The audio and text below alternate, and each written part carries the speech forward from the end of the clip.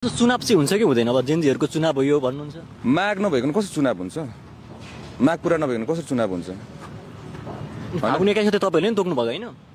तपाईले भने मैले तोकेको त छुइन यसमा त हैन। यसमा के छ भन्दाखेरि चाहिँ तपाईको चाहिँ यो सबै कुरा चाहिँ गृहमन्त्री ज्यूले जिम्मा लिनुपर्छ है। किन भन्दाखेरि उहाँ हामीसँग जंगी अड्डामा पनि सँगै हुनुहुन्थ्यो।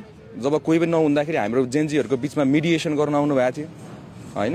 त्यसपछि राष्ट्रपति कार्यालयमा जब तपाईको उहाँ संविधानविद भनेर मलाई चिनाउनु भयो आफूलाई उहाँलाई यसको माग पूरा हुन्छ हुँदैन उहाँलाई थाहा थिएन र। उहाँले संविधानविद एउटा लिगलको हुन्छ नि गिरुबन्धुमा म लडेको हो भनेर कन्भिन्स गर्नु भएको मान्छे हैन।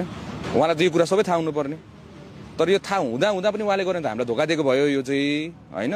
उहाँले अहिले आएर चुनाव भन्नुहुन्छ। त्यतिखेर नै मैले जेएनजीको टिमहरु सबैजना लिएर आऊँ। त्यसपछि हाम्रो कन्ट्र्याक्ट हैन राष्ट्रपतिसँग गर्नुपर्ने सम्झौता साइन गरौँ हैन भनेर भन्दाखेरि अब त्यो त प्रधानमन्त्रीले साइन गर्ने त हो। कार्यकारी उहाँ हुन्छ। प्रधानमन्त्री आउनु भएपछि भइहाल्छ नि भनेर जसरी मलाई ढाँट्नु भयो उहाँले हैन। यसको जिम्मेवारी त उहाँले लिन्छ। उहाँको एजेन्डा भनेको चुनाव मात्र हो। हाम्रो एजेन्डा भन्छ देशलाई न्याय हो, परिवर्तन हो।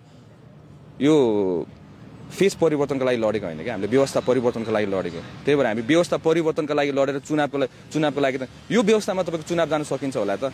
यो व्यवस्थामा यसको लागि लडे थियौं र यसको लागि तपाईको सबैजना हामी रोडमा आए थियौं र जनता एकदमै फ्रस्ट्रेटेड निराश यत्रो वर्षदेखिको दमन सहनु नसकेर हामीहरु त तपाईको हामीले व्यक्तिगत रूपमा हामी बाहिर निस्केको सबैजना हो नि त।